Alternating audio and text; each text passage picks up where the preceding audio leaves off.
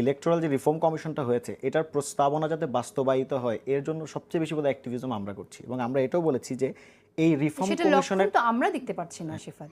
সেটাই শোনা আমি বলছি যে আমরা ইলেকশন যে রিফর্ম আপনি দেখতে পাচ্ছেন না তো এরকম না, আমরা তো টক শোতে বলতেছি, আমরা ইভেন কিছুদিন আগে আমরা এটা আমরা কথা বলছি যে অডিটটা নিয়ে যে আপনাদের আমি বলি না, আপনি তো আমাকে শেষ করতে দিতে হবে, আমি তো বলতে পারছি না, আমি যদি বারবার বাধাপ্রাপ্ত আমি কথা বলতে পারবো। আপনি বলেন শিফাত। সো ইলেকশন রিফর্ম কমিশনের প্রস্তাবনার আগে যে একটা ইলেকশন কমিশন গঠন হয়েছে এবং এটা যে ন্যায্য হয় নাই, লেজিটিমেট হয় নাই, এটা নিয়ে আমরা প্রথম কোয়েশ্চেন করেছি। কিন্তু আমরা বলেছি আগে ইলেকশন রিফর্ম কমিশন তার প্রস্তাবনাগুলো দিবে, তারপর ইসি গঠন হবে।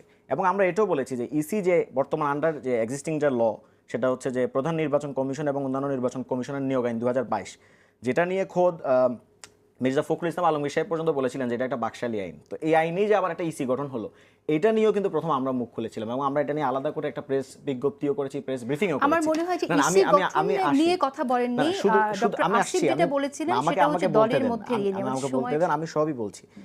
এখন স্যার যে কথাটা বলেছেন আমি এটার সাথে একমত, অর্থাৎ যে আর্থিক যে কার কোথায় দল কি ফান্ডিং আসে এগুলো আসলে ট্রান্সপারেন্ট করা, ওপেন করে দেওয়া। আমি জাস্ট আপনাদেরকে পড়ে শোনাই। কয়েকদিন আগে আমাদের নির্বাচন কমিশনে আমাদের একটি প্রতিনিধি দল গিয়েছে, তারা সেখানে কি বলে এসেছে তাহলে হয়তো স্যার একটু রিলেট করতে পারবেন। আমরা বলে এসেছি যে রাজনৈতিক দলগুলোর মধ্যে আভ্যন্তরীণ গণতান্ত্রিক চর্চা, প্রার্থীর হলফনামায় অসত্য তথ্য দিলে তার মনোনয়ন বাতিল এবং নির্বাচিত হওয়ার পরেও অসত্য তথ্য প্রকাশ পেলে সংসদ সদস্যপদ বাতিল এবং অত্যধিক নির্বাচনী ব্যয় রোধ করার জন্য বিধিমালা প্রণয়ন, কার্যতীয় রাজনৈতিক দল প্রতিষ্ঠায় নিবন্ধিত দলগুলো প্রত্যেক 5 বছর পর পর কমিশনের সত্যসমূহ পরিপালন সপক্ষে নিবন্ধন নবায়নের ব্যবস্থা গ্রহণ। ফলে আমরা কি এটার পক্ষে কি পক্ষে না এটা আসলে এখন স্যার মূল্যায়ন করতে পারবেন। এমনকি আরেকটা জিনিস বলে রাখি, আমাদের যে গত তৃতীয় সাধারণ সভা হলো সেই সাধারণ সভায় পর্যন্ত আমরা রেজলিউশন পাস করেছি প্রত্যেকটি সদস্যকে, কেন্দ্রীয় সদস্যকে সে যে ইনকাম করে আয়ের যে রিপোর্ট সেটা আমাদেরকে সাবমিট করতে হবে আমাদের দলের যে প্রধান আছে তার কাছে। তো ফলে আমরা এই জায়গাটা অনেক বেশি স্বচ্ছ চাই। কেন চাই? কারণ যেটা স্যার বলেছেন আমাদের একটা জেনারেশনাল ফাইট, আমাদের জেনারেশন কোনোভাবে ইকোনমিক যে ট্রান্সপারেন্সির এগেইনস্টে কোনো কিছু তারা পছন্দ করবে না। এরপর যদি আমি বলি খুব চমৎকার শোনায়, খুব চমৎকার এটা, কিন্তু কখনো কখনো আমরা যে দেখছি যে আপনাদের দলের যারা ছাত্র ছিল সেই শিক্ষার্থীরা হঠাৎ করে ক্ষমতার কাছাকাছি গিয়ে বিত্তবান হয়ে যাচ্ছে, উপঢৌকন নিচ্ছে, সেটা কি ধরনের? প্রথমে দিয়েছি যার বিরুদ্ধে আপনি স্পেসিফিক অভিযোগ এনেছেন তার বিরুদ্ধে,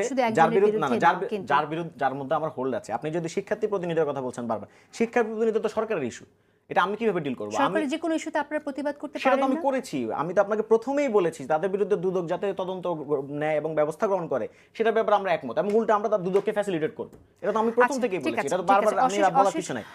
আমি বলি আমার যে প্রশ্নটা করেছেন যে আমি কই ছিলাম, পাপিয়া আপা বললেন যে আমি ছিলাম গোপনে, প্রকাশ্যে ছিলাম না।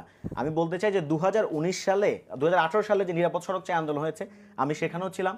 2019 সালে এই ছাত্রলীগ রাজু ভাস্কর্যের সামনে আমাকে নির্যাতন করে, নিপীড়ন করে, আমার উপর হামলা করে, আমার হাত ভেঙে দেয়। পরবর্তীতে 2020 সালে আমি নিজের এলাকায় ছাত্রলীগের দ্বারা হামলার শিকার হই এবং তারপর থেকে আমি এই 5 বছর অর্থাৎ অভ্যুত্থানের এই যে আমাদের 5ই আগস্টের পর আগ পর্যন্ত আমি বাড়িতে যেতে পারিনি। ফলে ওনারা যদি মনে করে থাকে কেবলমাত্র বিএনপি আন্দোলন করেছে সেটা একদমই ভুল। এইখানকার যে জেনারেশন, এই জেনারেশনের ফাইট কখন? এই জেনারেশনের ফাইট তারা শাপলাতেও ফাইট করেছে। এই জেনারেশন যারা এই যে বেসরকারি বিশ্ববিদ্যালয়ের ছাত্র দেখছেন তারা ভ্যাট বিরোধী আন্দোলন করেছে, যারা কোটা সংস্কার আন্দোলন করেছে। এই যারা নিরাপদ সড়ক চান তারা কারা? আজকে যারা অভ্যুত্থানের নেতা বলছি আমরা, অভ্যুত্থানের সংস্কার আন্দোলন করেছে 2018-তে, তারা নিরাপদ সড়ক চাই আন্দোলন করেছে, তারা আগ্রাসন বিরোধী আন্দোলন করেছে যখন ভারতের প্রধানমন্ত্রী মোদী বাংলাদেশে এসেছিল, তারা এনআরসি এর বিরুদ্ধে আন্দোলন করেছে, সর্বশেষ তারা বৈষম্য বিরোধী ছাত্র আন্দোলন করেছে। এবং এখন অনেকে বলে যে সংস্কার আকাশ থেকে পড়ছে, সবাই খালি সংস্কার চায় না। সংস্কার বিষয়টা বহু আগে থেকে সেটেল করা। নিরাপদ সড়ক চাই আন্দোলন যখন আমরা করেছিলাম তখন আমরা রাস্তায় কি ব্যানার সাটিয়েছিলাম? আমরা বলেছি যে রাষ্ট্র মেরামতের কাজ চলছে, সাময়িক অসুবিধার জন্য দুঃখিত। তাহলে এই যে রাষ্ট্র মেরামতের প্রশ্নটি, রাষ্ট্র সংস্কারের প্রশ্নটি, এটা তো আমরা অনেক আগে থেকে করে আসছি।